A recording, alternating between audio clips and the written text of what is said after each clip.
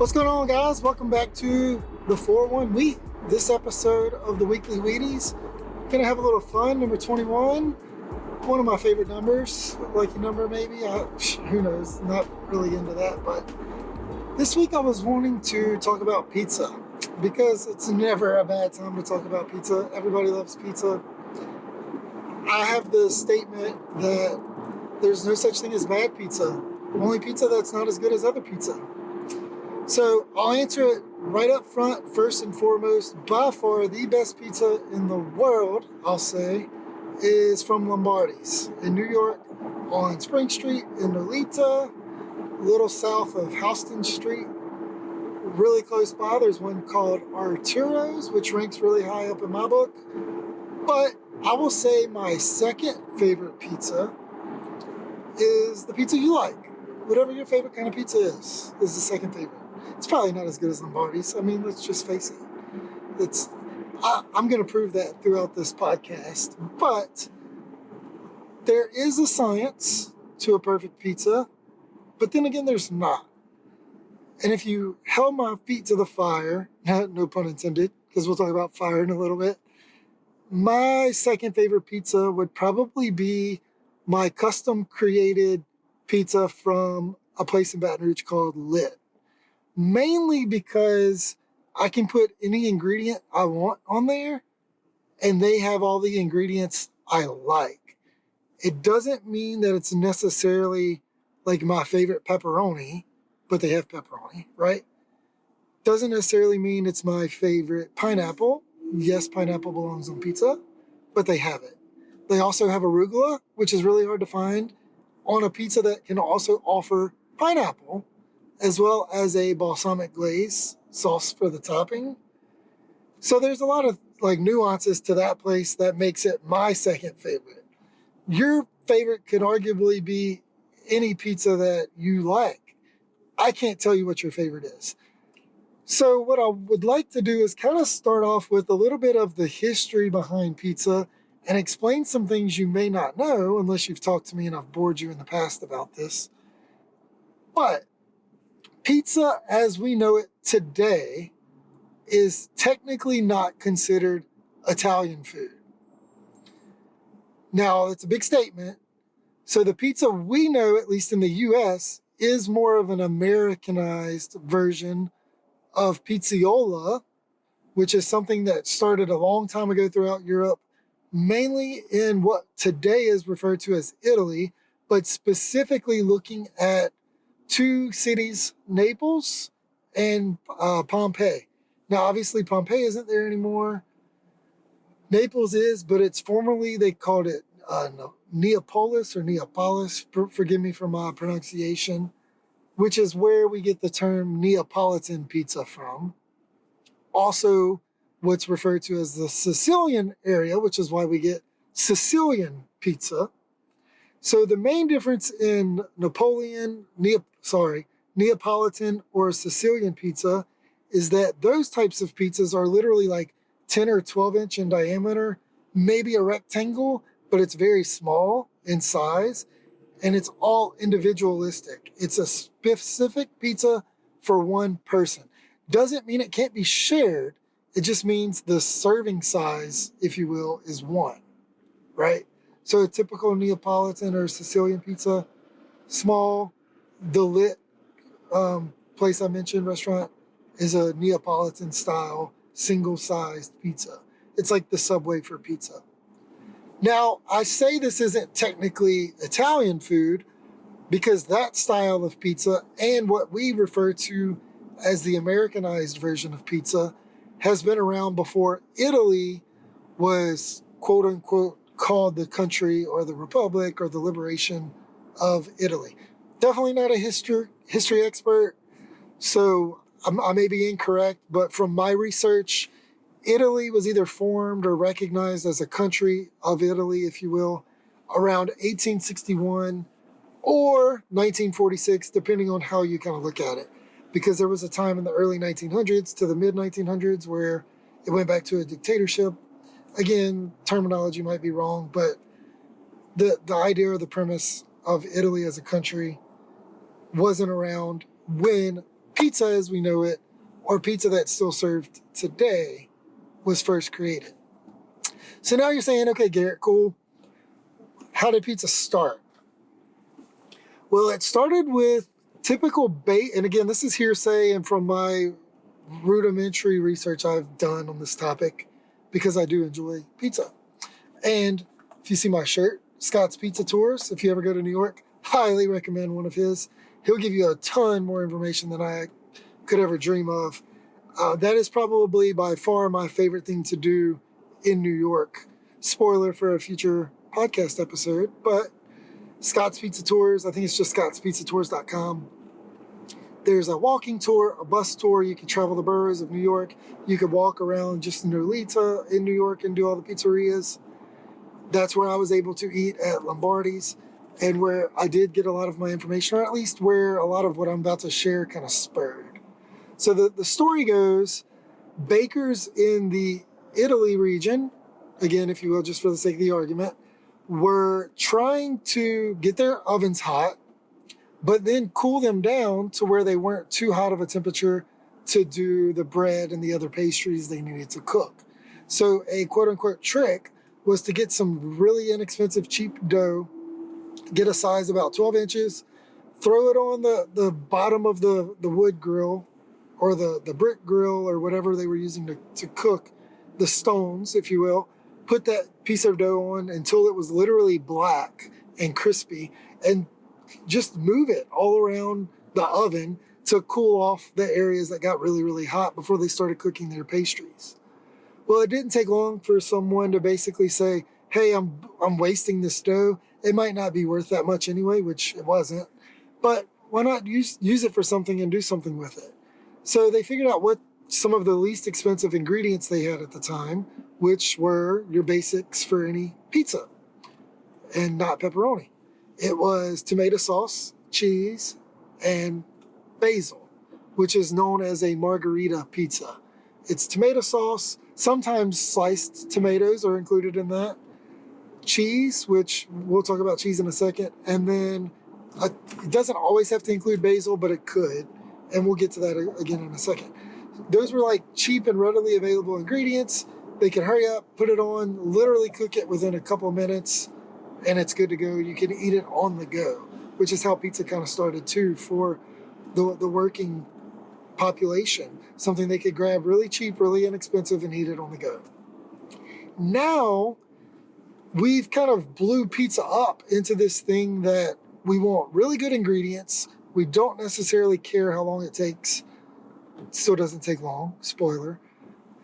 But we want it to be good quality, good food, and we want it to taste good, right? So that's where all these different ingredients come in over the time that pizza's been used or consumed, I guess. When it brought over to the Americas, like when people literally came over from Italy, late 1800s, mid 1800s, depending, they would cook pizza in their homes.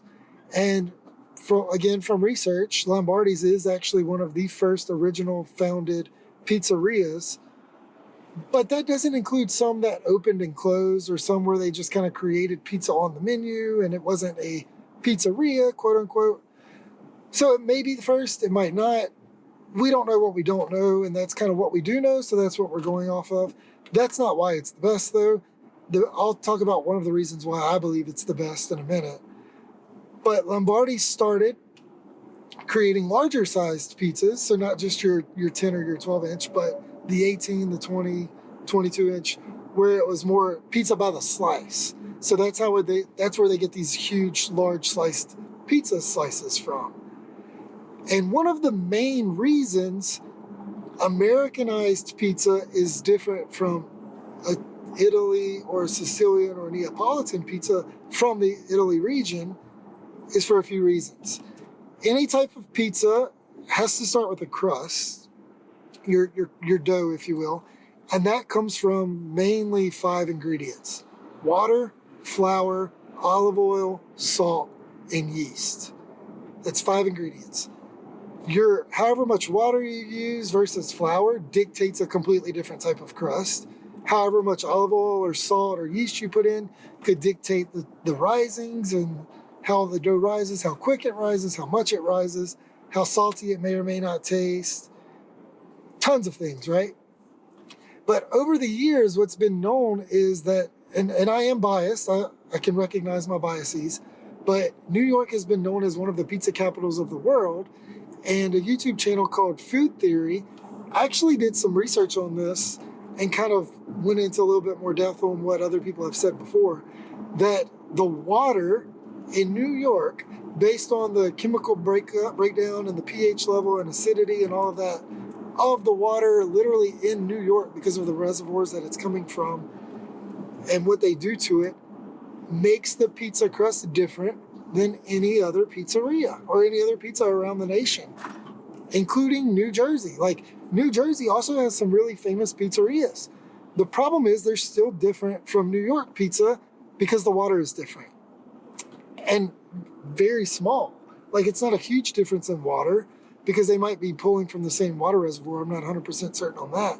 But I do know that they're not doing exactly what New York's water resources or public works does is different than New Jersey's, right? So that's one big thing. The type of flour, obviously the amount of flour, but there's tons of different flours out there. And you can buy, I believe it's a 00, is like a very specific flour for pizza. The problem is, again, it ties into what kind of water you have. And your water can completely dictate if it's a thin crust versus a thick crust. I'm not talking like Chicago style thick crust, but again, that's proof. Different type of water can cause a different type of crust. What you cook it in, how you cook it, all that kind of plays into that as well. But I like to use Domino's as an example. Again, I'm biased, but one of my favorite fast food pizza places is Domino's. And they offer 4 different types of pizza crust. You can get the traditional hand-tossed.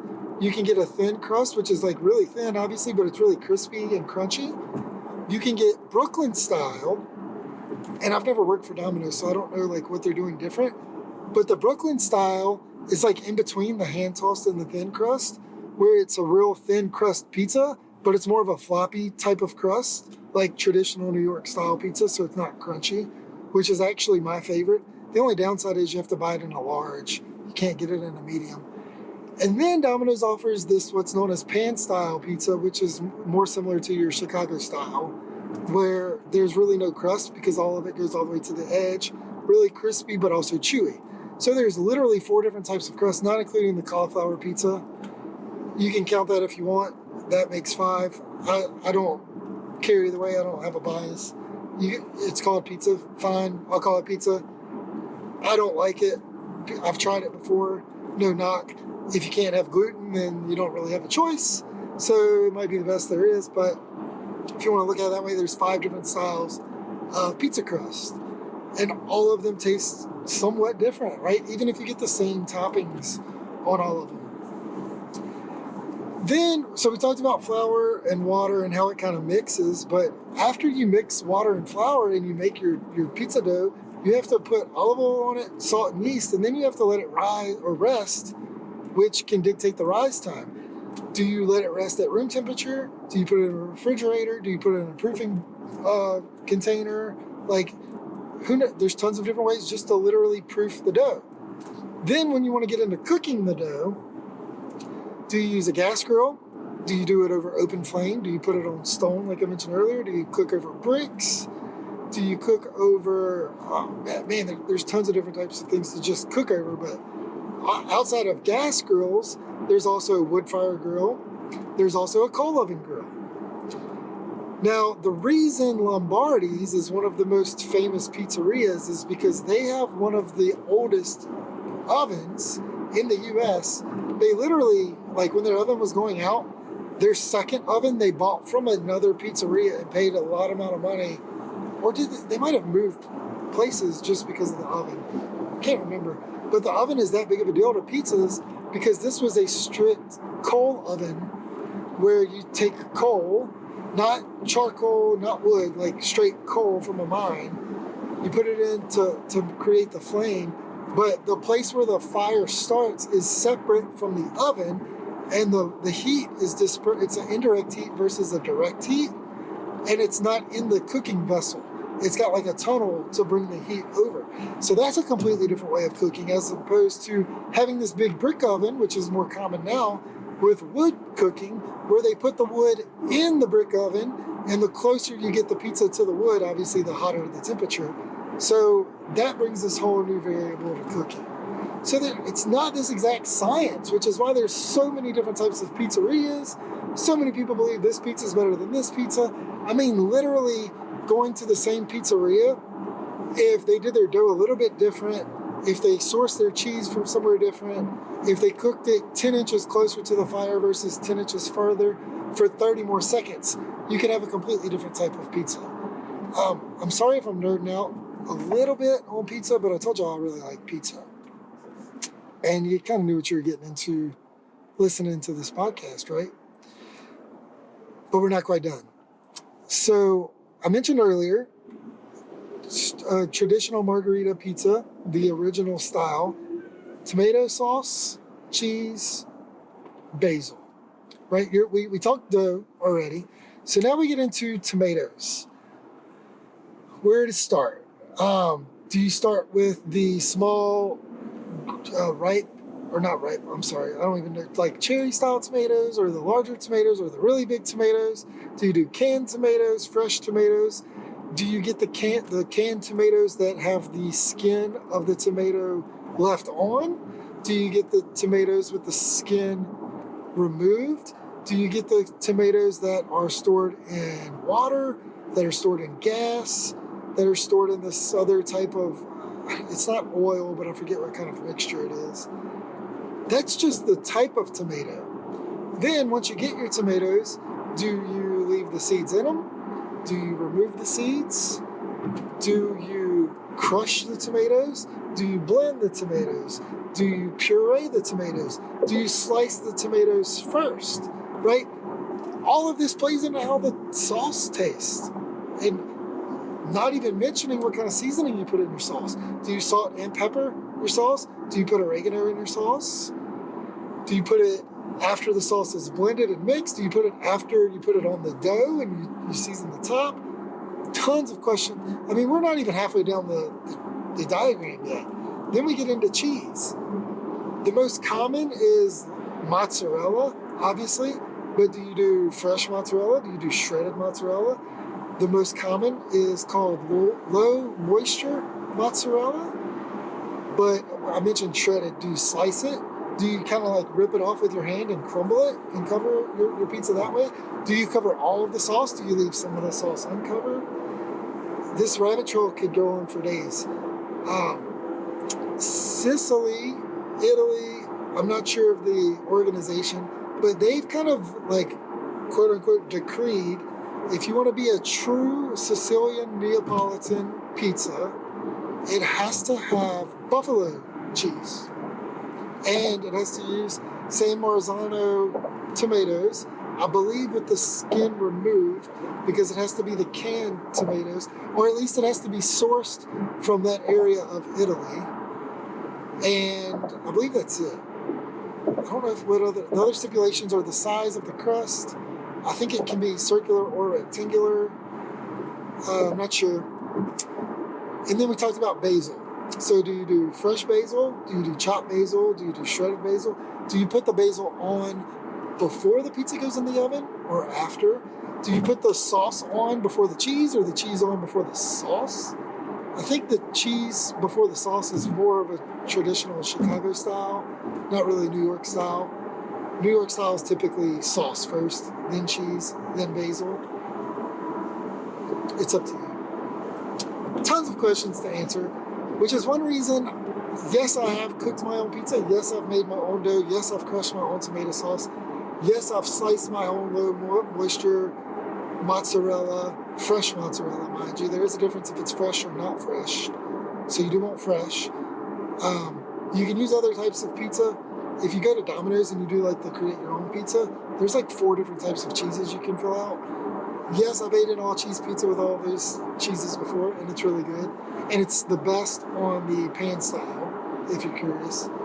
If you're going to do the Brooklyn style, I suggest pepperonis and pineapple only, and then put your own basil on it when you get home because they don't have basil at Domino's. If you do thin crust, you can kind of go crazy with the toppings. And then if you do the traditional hand tossed, it's like dealer's choice as well. Don't knock the Brooklyn style until you try it. Promise me. All that to say, I want to leave you with one final question. Why, typically, does pizza come in a circle, but why is it shipped in a square box and cut into triangles? That's your geometry question for the day. If you can answer that, you free pizza on me, maybe. At least Domino's. Why not? Not sponsored video. I love Scott and what he's doing with the Scott's Pizzas tours. Follow him on Facebook. He has a really cool YouTube channel, or not a channel, like a series they did called Really Dough, where him and a guy in Queens do like this back and forth on is it really a pizza or not. And you can see this guy creating his style pizza, which is also really cool. And then more recently, Scott was on a show, I know it's on Hulu because that's where I've watched it, Best in Dough, where they get a bunch of pizza creators to come on and make and judge pizza. So pretty cool shows. Hope you enjoy it. Hope you like pizza. Hope you like pizza after today. Or if not, I hope the next time you eat pizza, you can at least talk about pizza knowledgeably. Sorry, it's the end of the day. And bore somebody like I might be doing with you. So let me know what you want to hear about next. Do you have any questions about pizza? What's your favorite place to eat pizza that's more of a chain that I might could find here that you could also find where you are? And what's your favorite local pizza if I'm ever in your area? Love to check it out. Like I said, I love eating pizza. See ya.